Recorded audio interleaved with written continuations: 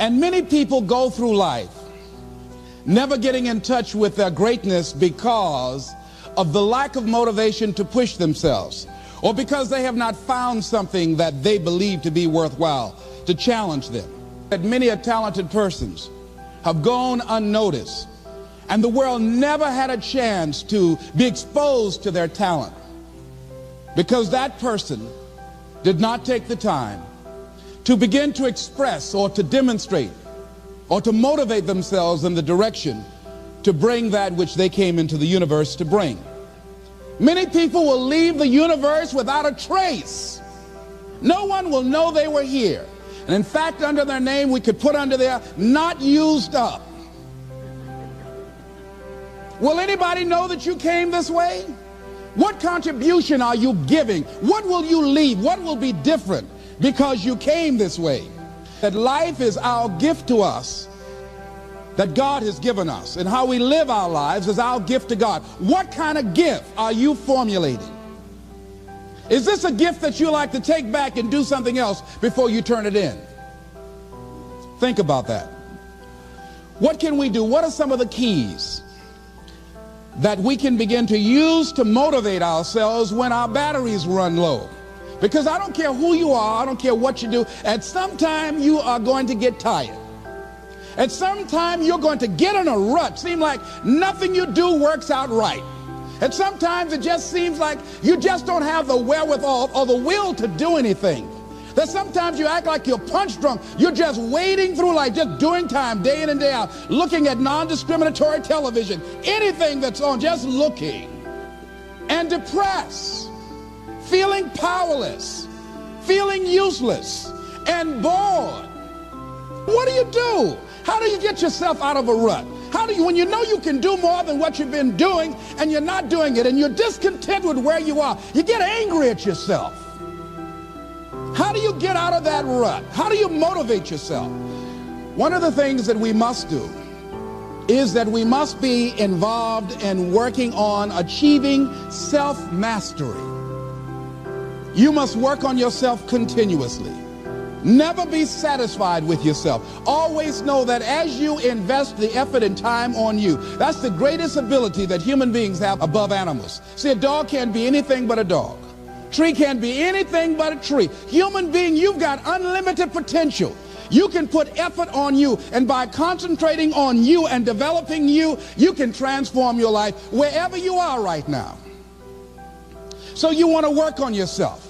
You want to read books that inspire you and motivate you. You want to listen to tapes over and over and over again. And I suggest that you listen to tapes when you first get up in the morning. You want to control the spirit of your day.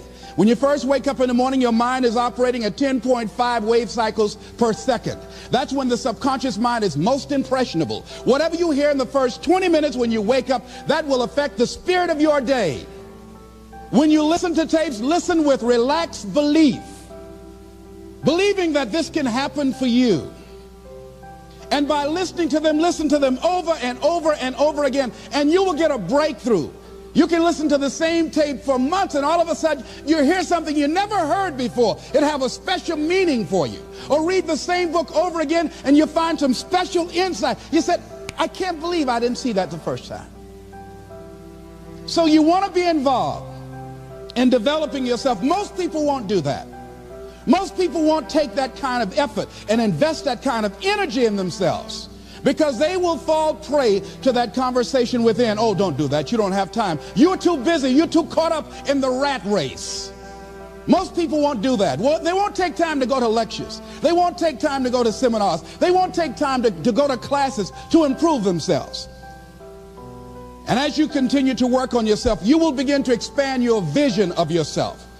You'll begin to work towards self-mastery.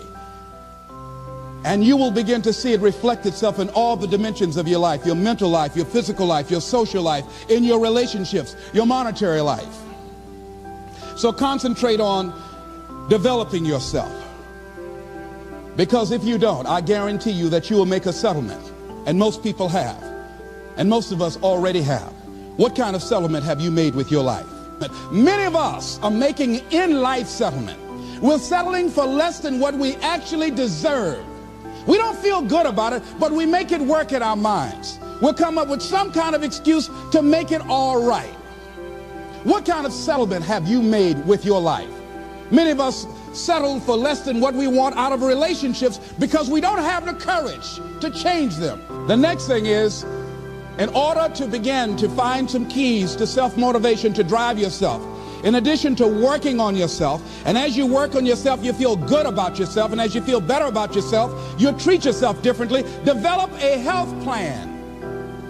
See, you can't feel well and do well if you don't have good health.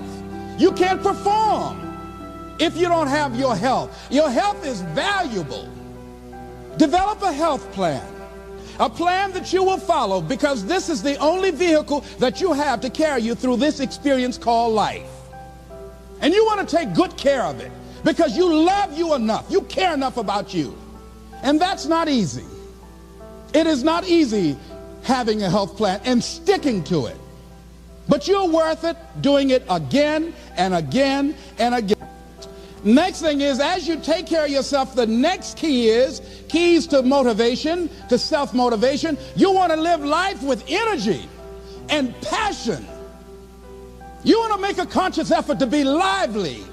See, in life, you either saying hello or goodbye. You either on the way or in the way. You want to be happy. You got a lot to be thankful for. But you watch some of the faces around you every day. And I tell you, some of these faces, they will put you in a depressed state of mind. So you want to avoid these kind of faces. When you see them coming, turn your head.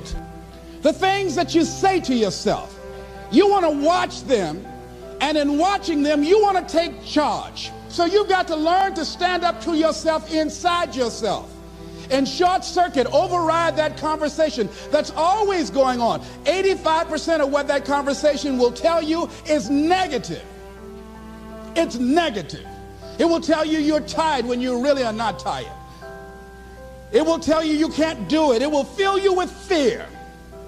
So you've got to watch that conversation. And when you find it going on, you've got to stand up to it and say, I'm going to do this anyhow. I'm afraid, but I'm afraid not to do it. And I'm not going to let you stop me.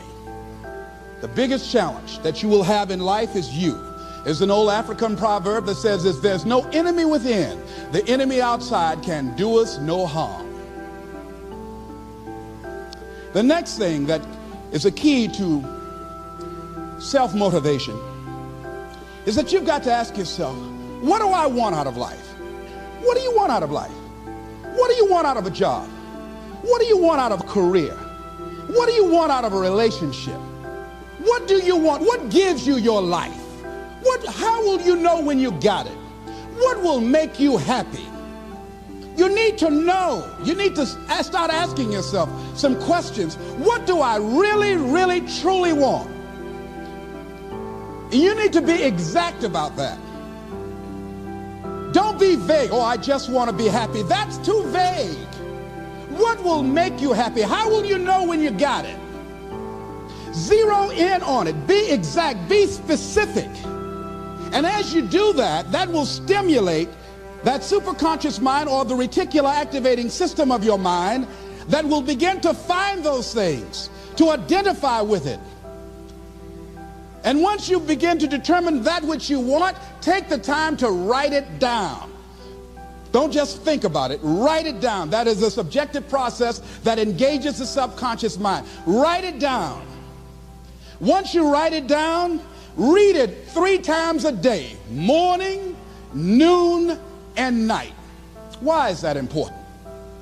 Because what it will do, it will cause you to focus. It will cause you to concentrate.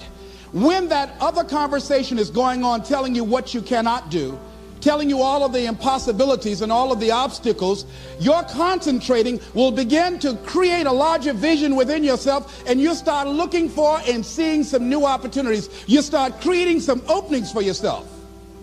As you begin to read that every day, day in and day out, that will make you focus. That will discipline your thinking. And you'll get all kind of creative ideas. As I talk to you right now, being involved in this immersion process, you're going to create some openings for yourself.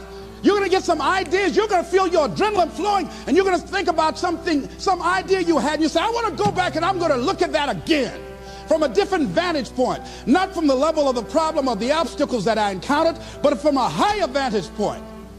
Because what you will begin to see and to know as I talk to the higher consciousness within you, that you are powerful, that you are a miracle worker. And that inner conversation has conditioned you to believe that you are not.